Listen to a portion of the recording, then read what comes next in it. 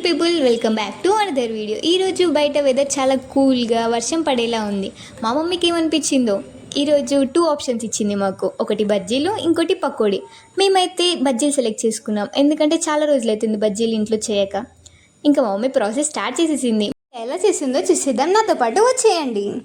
మా మమ్మీ అయితే ఈసారి మిర్చిలోకి చింతపండు కాకుండా ఉప్పు పెట్టింది, ఎందుకంటే మా చెల్లి తినొద్దు. ఇంకా ఒక్కొక్క మిర్చిని పిండిలో ముంచి నూనెలో వేస్తుంటే ఎప్పుడెప్పుడు తిందామా అని వెయిట్ చేస్తున్నాను. చూసారా, అవి గోల్డెన్ బ్రౌనిష్గా ఎంత బాగున్నాయో. వాటిని అయితే నాకు ఎప్పుడెప్పుడు తినాలా అనిపిస్తుంది, ఆగలేకపోతున్నాను. కానీ అవన్నీ అయ్యేంత వరకు వెయిట్ చేయాలి కదా, తప్పదు ఈ వెయిటింగ్ అంతా.